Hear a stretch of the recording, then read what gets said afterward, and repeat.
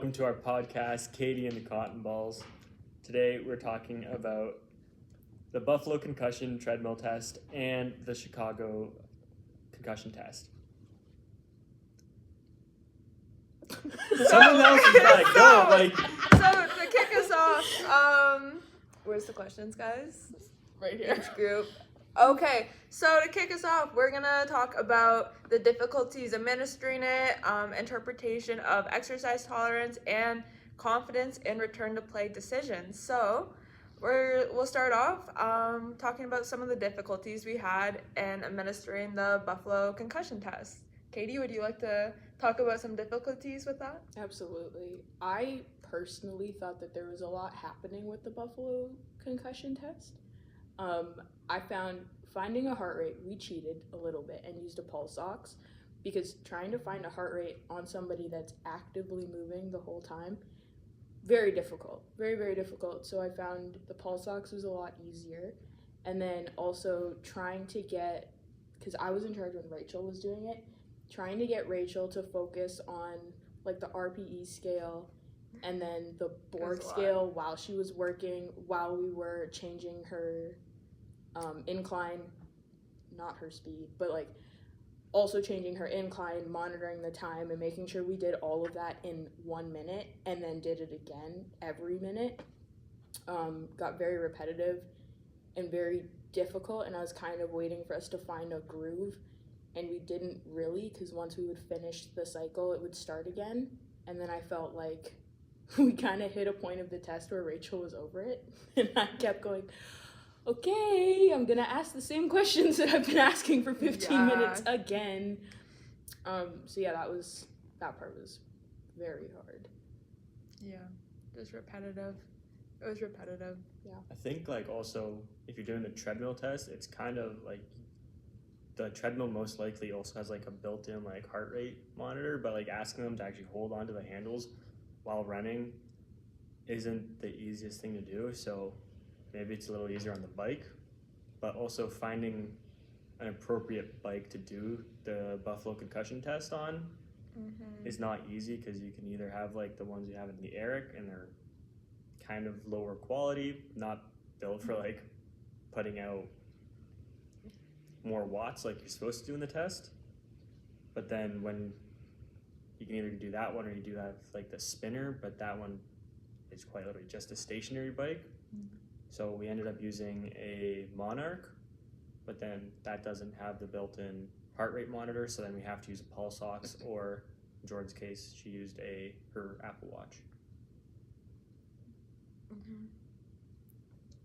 Yeah, during the bike one especially though, I felt like it was a lot going on, like trying to have like Jordan and Eric, because me and Katie administered that one, having them trying to like control their RPMs and their watts while also asking them symptom questions and trying to record everything. It felt like there was no flow whatsoever, and there was a lot going on where it just felt like the whole test was a mess in a way, because there was just way too much trying to be measured, versus with the treadmill one, at least the only thing you weren't trying to hit a certain amount of watts or RPMs, it was just the incline you were increasing. But that was one thing I thought was really difficult with the bike Buffalo test, was that there was just way too much going on. As like a participant in the Buffalo concussion on the bike, it was like you were trying to maintain RPEs, you were trying to maintain watts, and then not die at the exact same time. And it was just like there was way too much happening. Whereas with the treadmill test, it felt like there was enough happening. The only thing that got really difficult to measure was the heart rate. Everything else, because it was all in front of you, so you just had to point at what, but then every minute you were doing the same thing and having to increase the incline and whatnot. I think but did you have anything else you would like to add? no, I was gonna Go to the move next on. question. Yeah, I go think on that's to a the good next point. question. Yeah, good. About like exercise tolerance. So I think between the bike and the treadmill for the Buffalo concussion test, the bike was probably a little bit more accurate of how much exercise someone could tolerate because you were actually upping how much like power someone was producing, whereas the treadmill was just you were increasing the incline, but you weren't actually speeding up or like necessarily working any harder. So by the end of the test, like I stopped it right at 15 minutes, not necessarily because like I had symptoms show up or my heart rate was too high, but simply because I was like, I cannot walk up this hill anymore because my calves are on fire. But I wasn't necessarily doing anything difficult, whereas where Jordan and Eric were on the bike, they were actually putting in more effort, which I think is more practical when applying to going back to sport. I think this also like ties into like doing the Chicago test where you're on the bike and you're doing CV fitness, but then you need to hop off, and now we're doing like submaximal and maximal plyos, where obviously the Chicago test is more of like a hockey concussion test. So like I think it's built more accurately to represent the activities you'd be doing in a hockey game rather than the Buffalo concussion test. It's more generalized, where after like you get off the bike for the Chicago test, we were both out and we haven't played sports in a while, and I feel like weekend warriors. yeah, like the CV fitness just wasn't there, and you know, we tried to do plyos after that, and that was difficult. We tried. Did you even do plyos? I did some. I think I did. I tried doing the lateral hops, and I'm like, it was a no-go. Yeah. I was asked to sit down. Yeah, it definitely feels more sport specific though, with like the demands and everything compared to like with the Buffalo one with the treadmill. I just felt like I was going for a walk.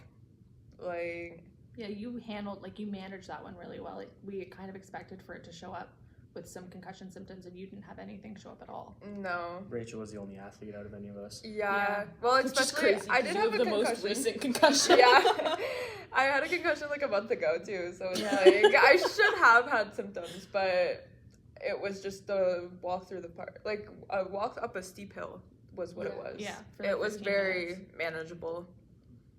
Yeah.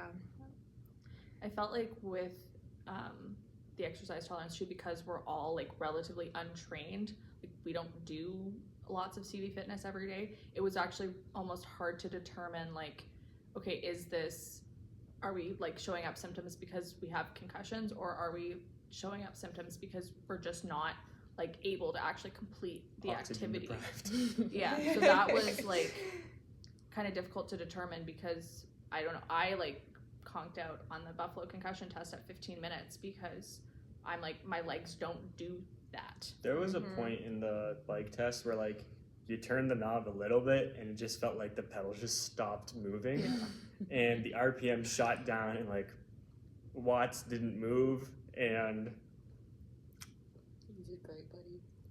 you try to bring the RPMs back up, but the watts still don't move, and you just don't know what's going on.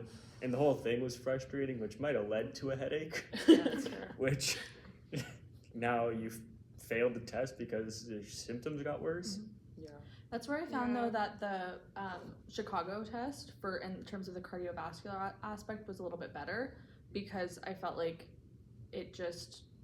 because it was shorter and there was like, you weren't spending 30 minutes on the bike, you were only spending like 18, and it moved up and down, so you weren't like constantly having to increase your increase the resistance in order to maintain the watts. You just like, you went up and down.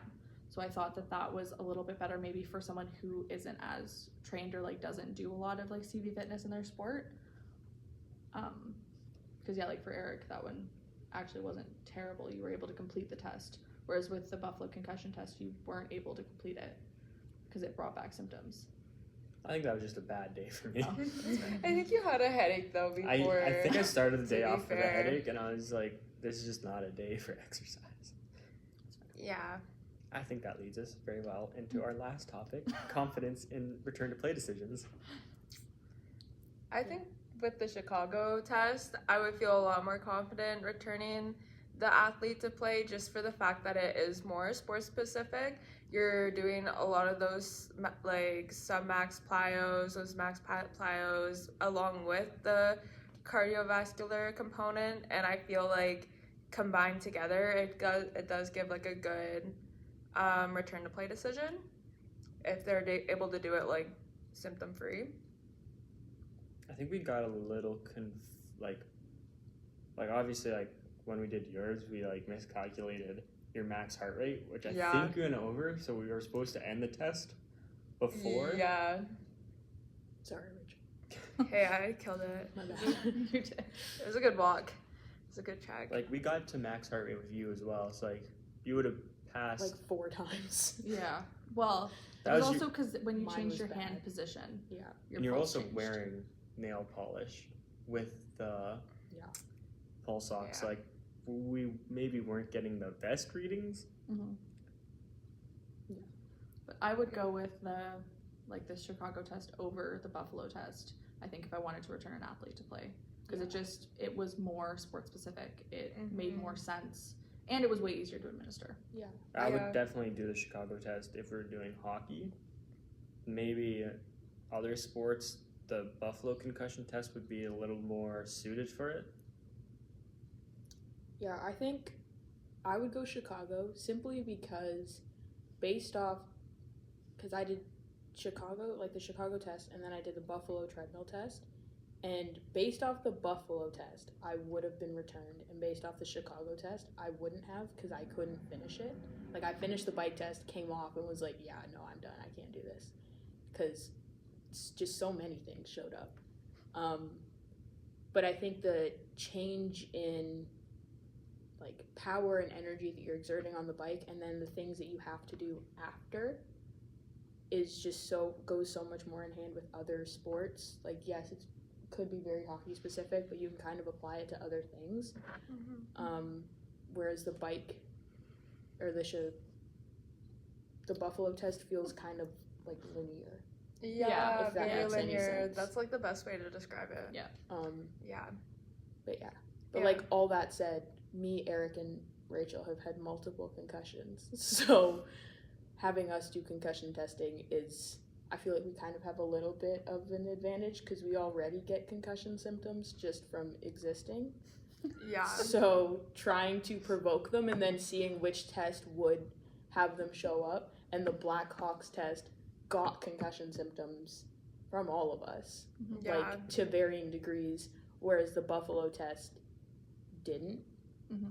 I feel like it's kind of more thorough. Like there are more things in it that would spark things. Yeah, I agree. Me too.